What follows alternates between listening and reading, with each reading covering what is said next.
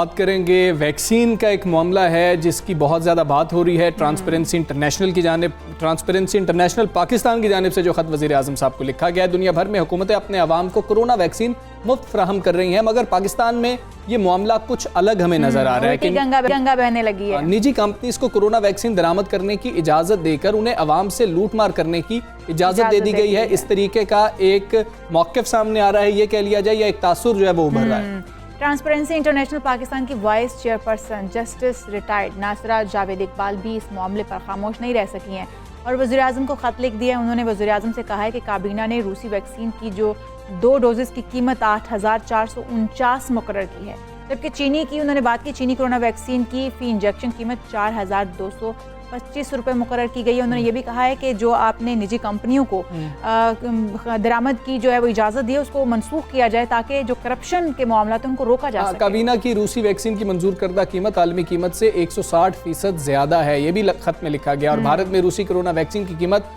1500 पाकिस्तानी रुपए बनती है और ख़त में यह कहा गया है कि आलमी मार्केट से 150% ज़्यादा कीमत पर फ़रोख्त ओवर चार्जिंग का संजीदा एक इशू है और वज़ीर आज़म इस बात पे जो है नज़रसानी करें, नज़रसानी करें और निजी इदारों के ज़रिए जो वैक्सीन की ख़रीदारी की पॉलिसी पर नज़रसानी करें। करप्शन इम्कानात को ख़त्म करने के लिए निजी इदारों के ज़रिए जो वैक्सीन ख़रीदारी की पॉलिसी है इसको मनसूख किया जाए, क्योंकि इसी तरह से अगर अवाम जो हैं, क्योंकि इस वक्त हमारे महंगाई भी है, ये भी एक वजह है, फिर ऊपर से रमज़ान शुरू हो गया, फिर उसके बाद जो हमारी मौशी आशारियाँ हैं वो इस वक्त आप देख रहे हैं कि किस तरफ को जा रहे हैं, तो लोग वैसे खरीद नहीं सकते। अगर निजी इदारों को इजाज़त मिल जाती है और वो ख़रीदारी करते हैं तो वो डेफिनेटली महंगे दामों पे बेच सकेंगे और आवाम इसकी इस्तात नहीं रखती। अच्छा इशाल, इसमें कुछ क्वेश्चंस भी हैं, कुछ सवालात भी हैं जो करने की ज़रूरत है। क्या ट्रांसपेरेंसी इंटरनेशनल का ये इस्तेहकाक है कि वो इस तरह की बात कर सकें? क्या हुकूमत को अपना काम नहीं करना चाहिए? क्या ट्रांसपेरेंसी इंटरनेशनल को अपना काम नहीं करना चाहिए? और दूसरी चीज़ अगर हम देखें, अगर हम हुकूमत के सहारे बैठे रहें, जो ये कहा गया कि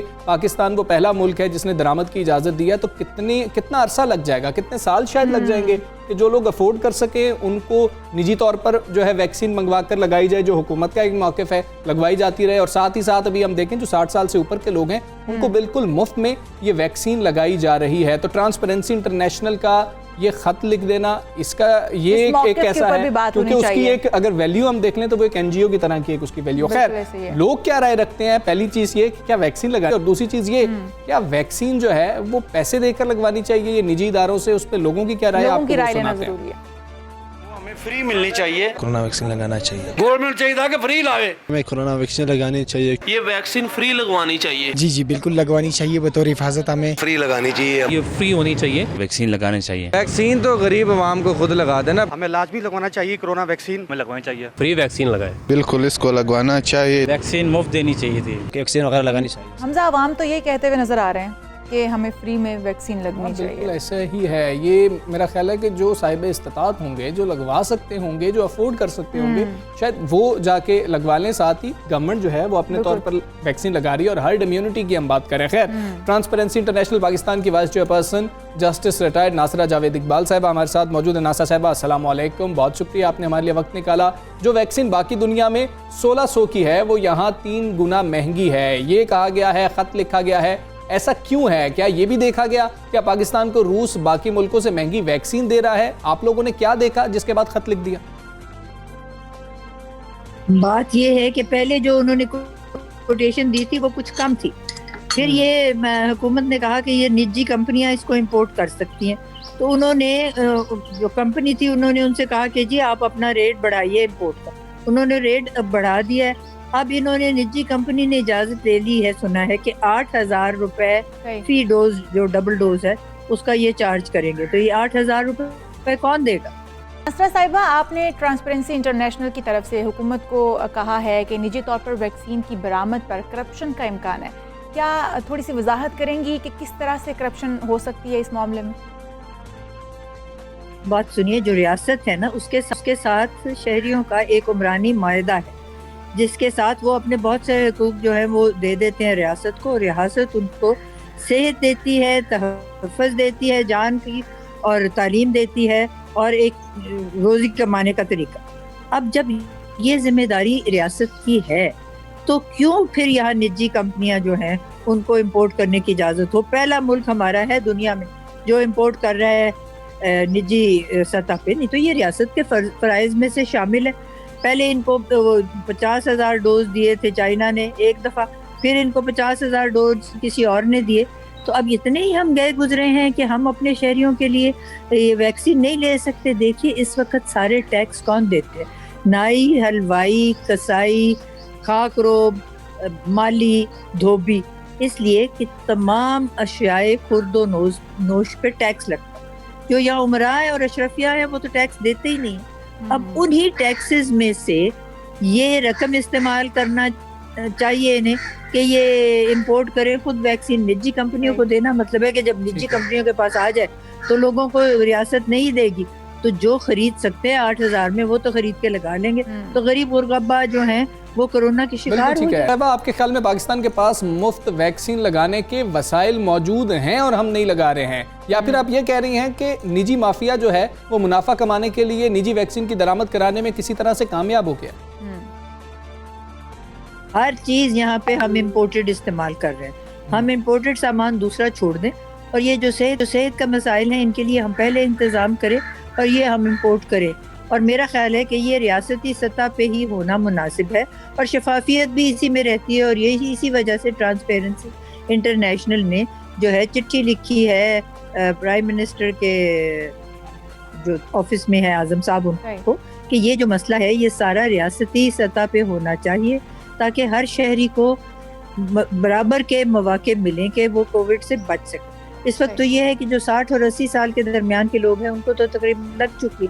अब जो उनसे है जूनियर सतह पे यानी 18 साल से लेके 60 साल की उम्र तक उनको भी तो लगने हैं, तो जो 8,000 रुपए देंगे वो लगवा लेंगे और बाकी लोग जो है वो कोरोना का शिकार होंगे। ऐसा तो नहीं हो सकता। और ये हमारे पास वसाइल ये जो सारे टैक्स इकट्ठे करते हैं, इससे पहली तरजीह हमारी ये है कि हम ये वैक्सीन इंपोर्ट करें और चीज़ें छोड़ दें। यहाँ मक्खन इंपोर्ट हो रहा है, यहाँ पे क्या क्या चीज़ें नहीं इंपोर्ट हो रही, खाने पीने की, ज़मीन की टाइलें, छत की चीज़ें, बत्तियाँ, हर शय इनको छोड़ दें इंपोर्ट करना। हमारी अपनी इंडस्ट्री सारी बैठ गई है इस वजह से कि हर चीज़ को कहते हैं जी इम्पोर्टेड हो। क्यों इम्पोर्टेड हो जब हमारे पास अपने वसाइल हैं मसनूआत बनाने की, हमारे पास सहूलत भी है, हम अपनी फैक्ट्रियों को चलाएं। फैक्ट्रियाँ हमारी बंद पड़ी हैं और इम्पोर्ट हम हर चीज़ कर रहे हैं। इन चीज़ों को ख़त्म करें। सबसे पहले जो सेहत की तरजीह है उसको इम्पोर्ट किया जाए और वो सब जो तमाम लोग हैं जिनको अभी टीका नहीं लगा यानी कि 18 साल की उम्र से लेकर 60 साल की उम्र तक इनको लगाया जाए। सही हो गया। इसरा साहिबा, इसमें कितनी हकीकत है कि ड्रैब ने जो वैक्सीन की कीमत मुकर्रर की है उसमें इंपोर्टर का मुनाफा जो है वो 45% है और रिटेलर का मुनाफा जो है वो 15% रखा गया है। क्या ये अवाम के साथ जुल्म नहीं है? क्या समझती हैं आप? इसीलिए तो हम चिट्ठी लिख रहे हैं कि शफाफियत होनी ज़रूरी है और शफाफियत अगर नहीं करेंगे तो उसका मसला ये है कि फिर लोगों को इसके लिए सजा भुगतनी पड़ेगी। ऐसा हो नहीं सकता। इसलिए इनको कोशिश करनी चाहिए कि सिर्फ रियासती सतह पे इम्पोर्ट हो और रियासती सतह पे सबको लगाई जाए, जैसे अभी इन्होंने ये महीना भर। ठीक है नाज़र साहब, आप चिट्ठी लिख दी है, ये बात दुरुस्त है, लेकिन आप लोगों को कोई वजह समझ आई थी कि इस कदर महंगी वैक्सीन पाकिस्तान को क्यों पड़ रही है? कुछ आपको समझ आई जिसके बाद चिट्ठी लिख दी गई? ये हमने पता किया था तो जो दवा बेचने वाले हैं वो कहते हैं कि ये दवाई हम इंपोर्ट करते हैं और क्योंकि हम इंपोर्ट करते हैं इसलिए जब हमारी रुपए की कीमत गिरी हुई है, हम खुद क्योंकि ये बना नहीं रहे इसलिए इसकी कीमतें जो हैं वो उसी सतह पे होंगी जिस सतह पे इन्होंने। बिल्कुल ठीक है। जस्टिस रिटायर्ड जावेद इकबाल साहिबा, बहुत शुक्रिया आपका। सुबह सवेरे पाकिस्तान से आप बात कर रही थी और ये मामला है जो ट्रांसपेरेंसी इंटरनेशनल पाकिस्तान ने एक ख़त लिख दिया है वज़ीर आज़म ऑफिस को और कहा गया है कि इस पर नज़रसानी करें। बिल्कुल ऐसा ही है जी। आप देखते हैं कि क्या फैसला होता है, क्या सुनवाई होती है, पेशरफ्त होती है। आगे बढ़ते हैं मेरे ख्याल में हमजा। वैसे मुझे लगता है कि हुकूमत ने बहुत सोच समझ के फैसले किए हैं और इस मामले को जो है वो देखा भी जा रहा है। इन जो कीमतें हुई थी इनके ऊपर पहले भी कुछ डेडलॉक चल रहा था, उस हवाले से भी फैसला होना है।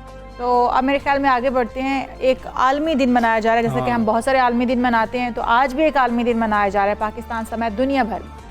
टीबी से बचाव का आलमी दिन मनाया जा रहा है। पाकिस्तान टीबी के शिकार ममालिक में 6ठे नंबर पर है। हाँ जी, और टीबी एक ऐसा मरज़ है इशाल जो फेफड़ों पर असरअंदाज होता है और हवा के ज़रिए ये एक से दूसरे शख्स में मुंतकिल भी हो सकता है, जो हमने सुन रखा है। ये हम जो है इस पर माहिराना राय भी लेंगे। आलमी इदारा सेहत WHO का ये कहना है कि टीबी का मरज़ दुनिया भर में हर रोज़ 5000 जाने लेता है एक अंदाजे के मुताबिक। ऐसे ही आदाद शुमार के मुताबिक तो दुनिया भर में 1/3 टीबी के मरीजों में मर्ज की तशखीस ही नहीं हो पाती है। लोग ये समझ ही नहीं पाते कि उन्हें टीबी हो चुका है। इनके ऊपर भी मेरे ख्याल में हम जानेंगे कि क्या अलामात होती हैं, बिल्कुल कि लोगों को कैसे पता चलेगा कि वो टीबी का शिकार हो चुके हैं। एक तो ये मामला है ना कि उनको इल्म ही नहीं हुआ, दूसरा ये है कि वो इलाज करवाने की सकत नहीं रखते, उसकी सहूलियात से महरूम रह जाते हैं। आलमी इदारा सेहत का ये भी कहना है कि गुर्बत, ग़िज़ाई किल्लत, गंदे घरों में रहना और सफाई का इंतज़ाम ना होना टीबी समेत बहुत सी बीमारियों का आसान शिकार बना देता है। ये वो चीज़ें हैं कि अगर हम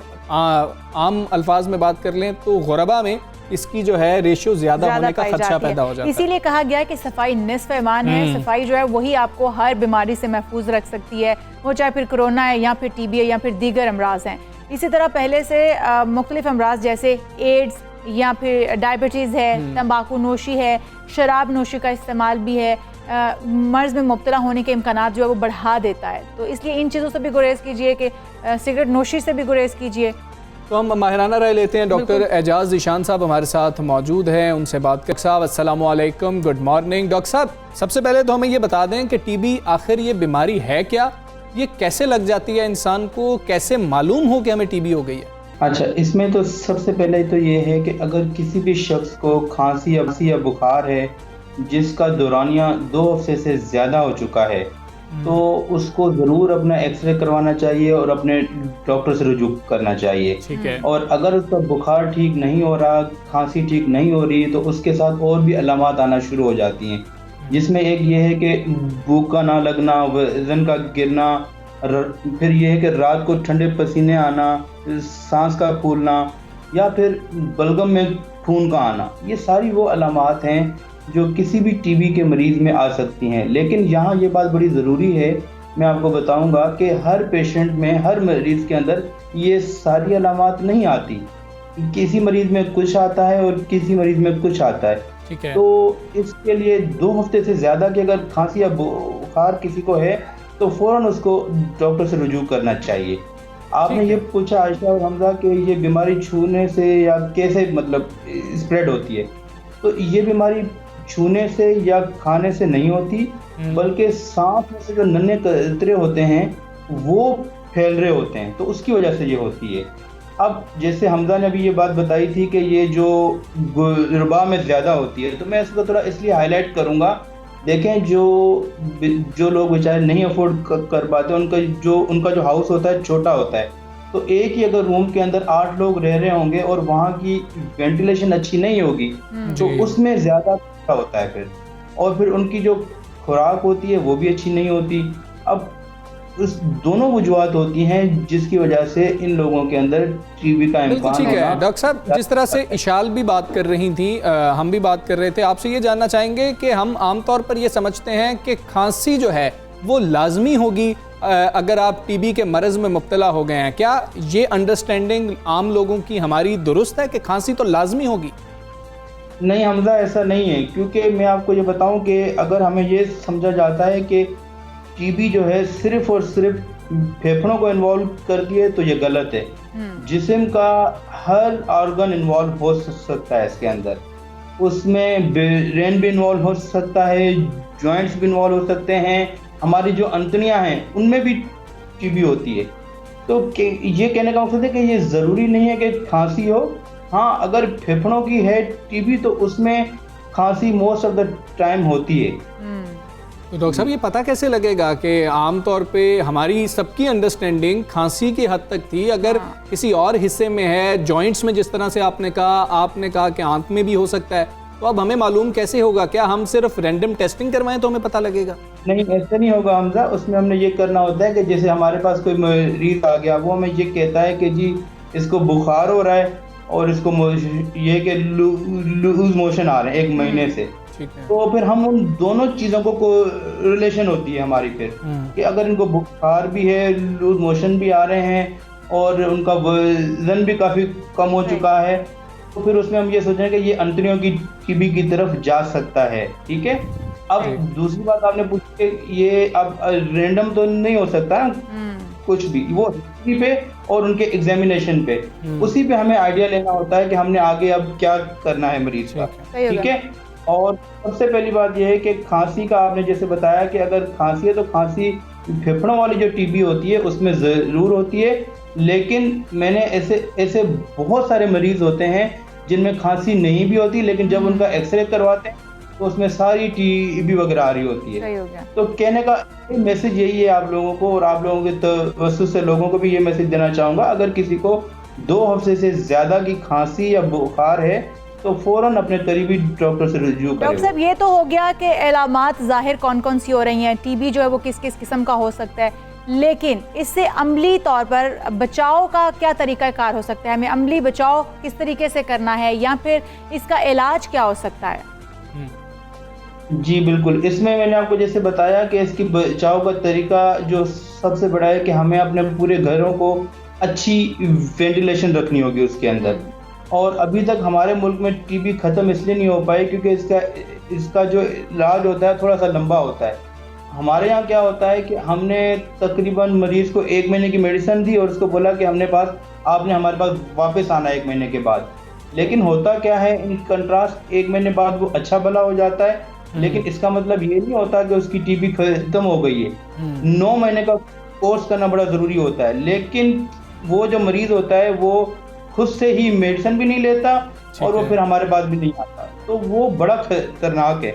वो इसलिए खतरनाक है तो वो जाके आगे एक टीबी की अक़साम होती है जिसको हम कहते हैं मल्टी ड्रग रेजिस्टेंट ट्यूबरकुलोसिस, जो भी बहुत ज़्यादा है और उसका इलाज भी काफ़ी लंबा होता है। अच्छा डॉक्टर साहब, इसका इलाज लंबा है, लेकिन क्या मुकम्मल तौर पर इंसान इससे निकल सकता है? सेहतयाबी मुकम्मल तौर पर मिल सकती है? बिल्कुल, ये बिल्कुल निकल सकता है, लेकिन उसकी सिर्फ यही एक शर्त होगी कि जब आपको अपना मौलिज आपको बुलवाता रहे और जो मेडिसिन लिख के दी हुई हैं वो बाकायदगी से लेंगे अगर, तो इंशाअल्लाह बिल्कुल मरीज ठीक हो जाते हैं, शिफायाब हो सकता है। डॉक्टर साहब, 2 चीज़ें बताएं। हमने ये देखा, हम कुछ रिपोर्ट्स हैं हम शेयर भी करते हैं अपने प्रोग्राम में, कि जो स्कूल गोइंग बच्चे हैं वो भी सिगरेट्स पे लग जाते हैं बहुत जल्दी, और हम इस तरह का चेक नहीं रख पाते कि 18 साल से ऊपर अफराद को सिर्फ सिगरेट दिया जाए। तंबाकू नोशी कितना बड़ा एक फैक्टर हो सकती है टीबी के लिए? और दूसरी चीज़ हमें ये भी बताएं, हम लोगों को आम जुबान में समझ आती है कि किसी भी बीमारी की स्टेजेस होती हैं, टीबी की कितनी स्टेजेस होती हैं? जी हमजा, आपने ये बड़ा अच्छा आपने सवाल उठाया कि जो लोग सिगरेट नोशी करते हैं उनमें टीबी होने का रिस्क और ज़्यादा हो जाता है, क्योंकि उनके जो लंग्स होते हैं उनके अंदर ऑलरेडी जो है नुकसान होना शुरू हो जाता होता है। तो आपको पता है कि जिस लंग्स में ऑलरेडी नुकसान होना शुरू हो गया है वो आसान टारगेट होता है ट्यूबरकुलोसिस के लिए, ठीक है। तो वो एक उसका रिस्क फैक्टर है। तो जो लोग सिगरेट नोशी करते हैं उनमें रिस्क ज़्यादा हो जाता है, और जो शुगर वाले मरीज़ हैं, एड्स वाले मरीज़ हैं, उनके अंदर भी बहुत ज़्यादा रिस्क होता है। दूसरा आपका सवाल ये था, जी प्लीज़ कंटिन्यू। दूसरा आपका सवाल था कि इसके क्या स्टेजेस होती हैं। देखें, अब स्टेजेस में यही है कि अगर किसी को फेफड़ों की टीबी थी लेकिन उसने सही इलाज नहीं करवाया, ठीक है, वो टीबी आहिस्ता आहिस्ता पूरे जिस्म में भी फैल सकती है और वो जाके हड्डी के गूदे में भी आ सकती है, ठीक है। तो हड्डी के गूदे में आके वो हड्डी के जो सेल बनाने का तरीका होता है उसको भी रोक देती है वो। तो इसके इस लिहाज से होते हैं कि अगर लग जाए हमें पता, तो उसका इलाज भी आसान होता है और देर बाद नहीं होता है इतना। बिल्कुल ठीक है। अगर जितनी ज़्यादा कॉम्प्लिकेशन होंगी उतना ज़्यादा लंबा इलाज होगा फिर उसका। डॉक्टर साहब, जैसा कि आपने कहा कि ये सांस लेने से भी एक दूसरे से भी ट्रांसफ़र होती है, वेंटिलेशन जो है वो होनी ज़रूरी है आपके घरों में।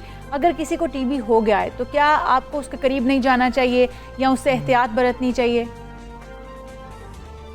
नहीं, अगर आपको लगता है कि घर में किसी को टीबी हो गई है तो देखें, ये बड़ी अच्छा आपने सवाल पूछा है, क्योंकि हमारे लोगों में बड़े ये मिसकॉन्सेप्शंस हैं। अगर किसी को घर में हो गई है, टीबी हो गई है, तो उसको 2 हफ्ते की जो हम इसकी दवाई होती है हम उसको कहते हैं ATT, एंटी ट्यूबरकुलोस थेरापी। 2 हफ्ते की थेरापी के बाद इंसान वो इतना ज़्यादा इन्फेक्शियस नहीं होता कि वो दूसरों तक भी बहुत ज़्यादा फैला सके। तो 2 हफ्ते तक आपको एहतियात करना पड़ेगा। अगर आप उसके करीब जाएं मरीज़ के तो मास्क ज़रूर लगाएं आप।